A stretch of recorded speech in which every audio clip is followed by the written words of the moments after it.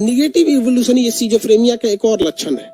इस लक्षण में क्या होता है कि आप कोई भी काम को कर दे जाइएगा ना तो उसको टाल मटोल करिएगा। जैसे मान लीजिए कि आपको कोई चीज पढ़ना है, मान लीजिए सपोज कीजिए कुछ याद करना है, हमने आपको बोल दिया कि कल आप रिवाइज करके आइएगा पूरा चैप्टर। आप जाएंगे रिवाइज करने, सोचेंगे रुको थोड़ा सा मुंह धुल लेते हैं, जाएंगे मुंह धुलने, एक बोतल लेके पानी बैठ जाएंगे, थोड़ा सा पढ़ेंगे, फिर पानी पिएंगे, पेशाब लग जाएगा, पेशाब करने जाएंगे, कहेंगे थोड़ा सा मोबाइल देख लेते हैं, व्हाट्सएप देख लेते हैं।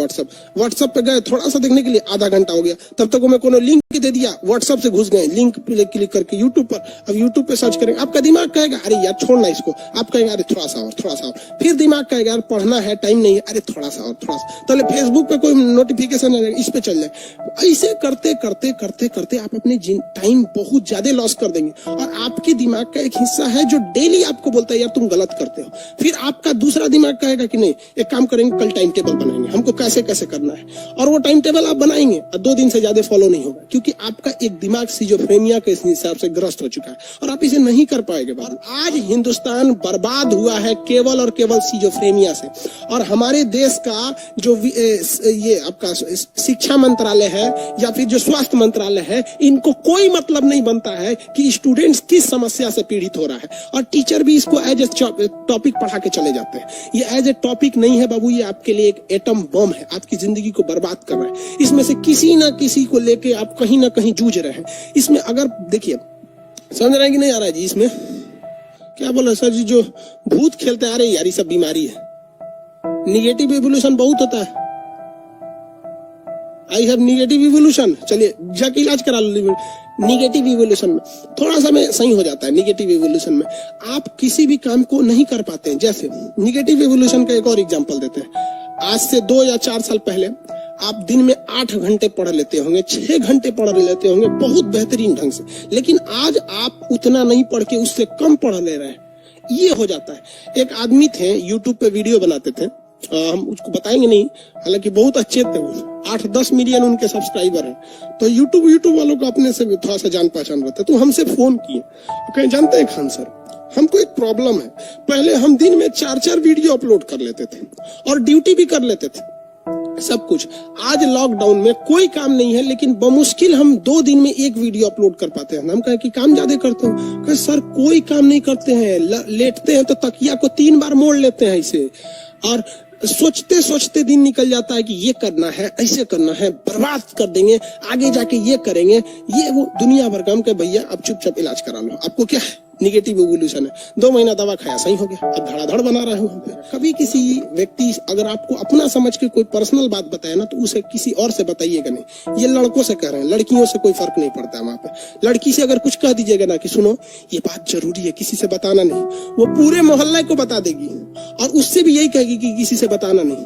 पूरे एरिया की लड़कियों को पता चल जाएगा कि क्या बात है, और क्या, और सबको साथ ये भी रहेगा कि किसी को बताना नहीं, किसी को नहीं बताना है, किसी को नहीं बताना, सबको बता, किसी से बताना नहीं, किसी से बताना नहीं। इसलिए लड़कियां अगर किसी बात को छिपा लेंगी, ये इस दुनिया का 8वां अजूबा हो जाएगा। निगेटिव इवोल्यूशन समझ में आ रहा है?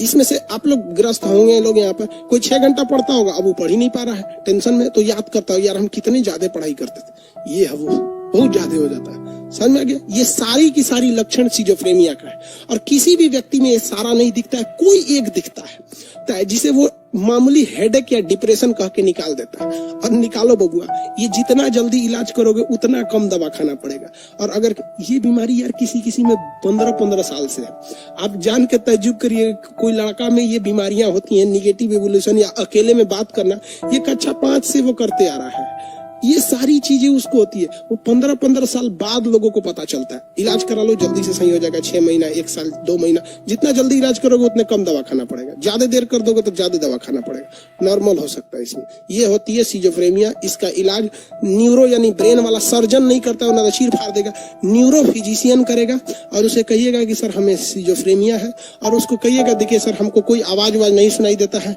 हमको कोई डाउट शक नहीं रहता है, या फिर हम अकेले में बात करते हैं तो बताइएगा ये चीजें, तो डॉक्टर आराम से आपका इलाज कर लेगा। उसको लगेगा नहीं पढ़ा लिखा इंसान है, वो समझ जाएगा कि खान सर का स्टूडेंट है। किसी को दिक्कत है सिजोफ्रेनिया में, सिजोफ्रेनिया में कोई डाउट नहीं है।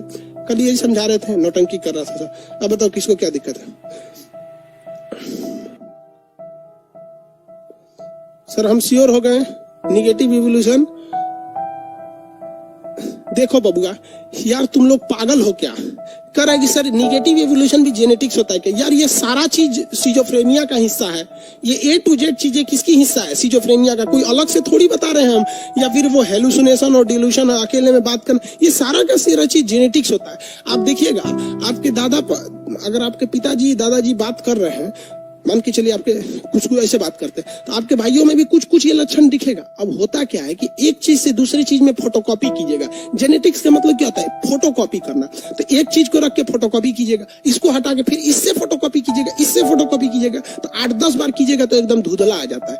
तो वो कंप्लीट वो लक्षण नहीं आता है। जेनेटिक्स का मतलब क्या होता है? फोटोकॉपी करना, हर बार पेज बदल के फोटोकॉपी करना। मान लीजिए आपके पिताजी में है तो वो ओरिजिनल हो गए, उससे फोटोकॉपी कीजिएगा तो आप में ज्यादा आएगा। अब पिताजी को हटा दीजिए, अब आपका फोटोकॉपी जाएगा, लड़के में वो थोड़ा और कम होगा और कम होगा, इसे 8वें पीढ़ी में जाके खत्म हो जाता है। Genetics is not more than but is like a photocopy machine. Understand?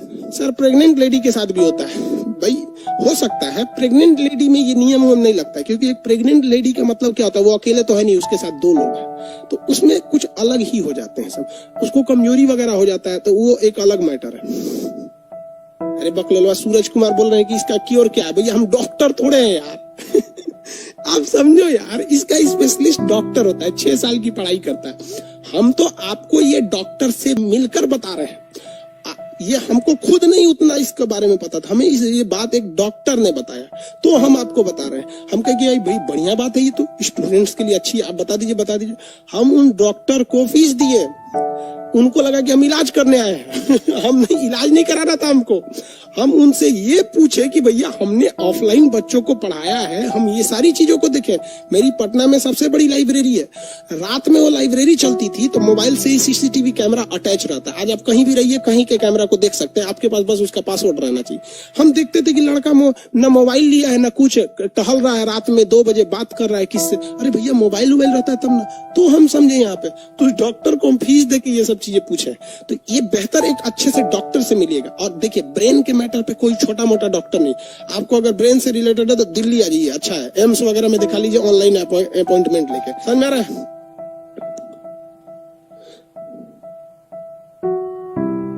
किस विभाग के डॉक्टर से कंसल्ट करेंगे? अरे कहीं का वो डॉक्टर जो ना डिलीवरी कराता होगा ना, उससे कंसल्ट कर लेना, कहना कि सिजोफ्रेनिया हो गया। पूछता किस डॉक्टर से? अरे यार ब्रेन से बीमारी है, ब्रेन का न्यूरोफिजिशियन कौन होता है?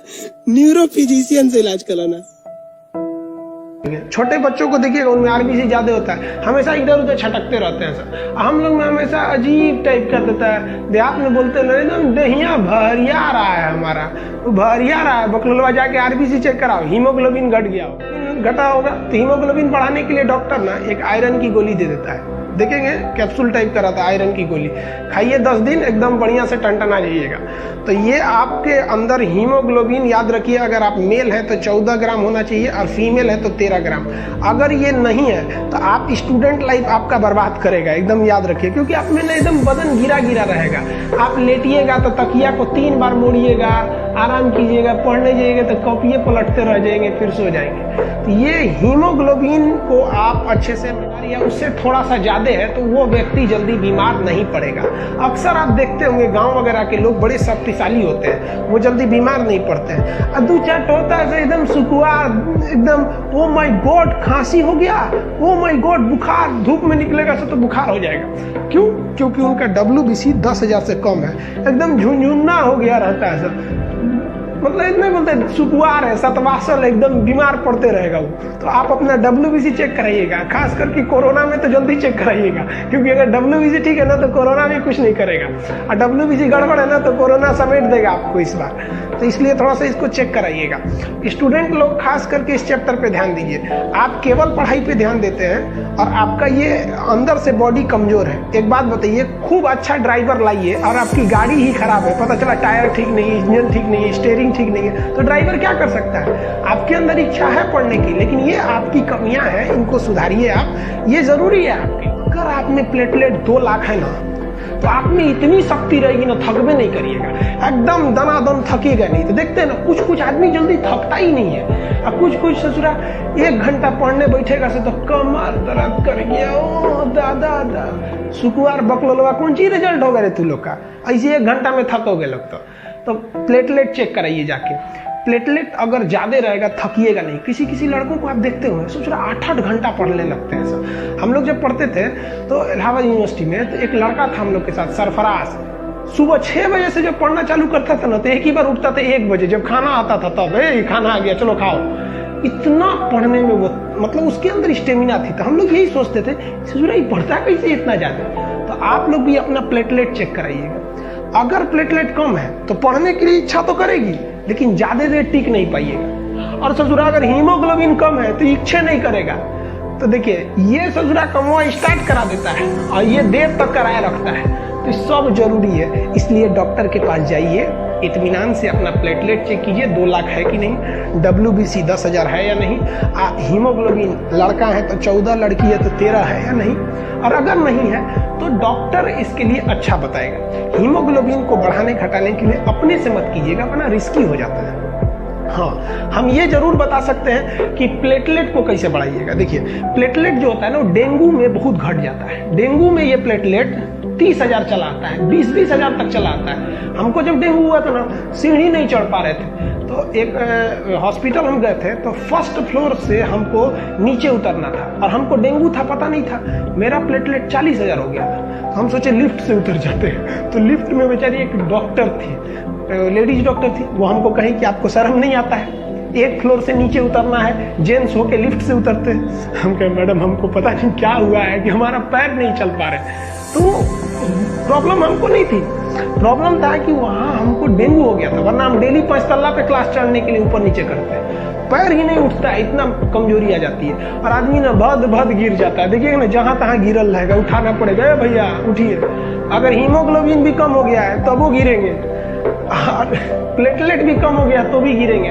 तो ये बहुत खराब होता है। इसको कैसे बचाया जाता है, डेंगू से कैसे बचिएगा?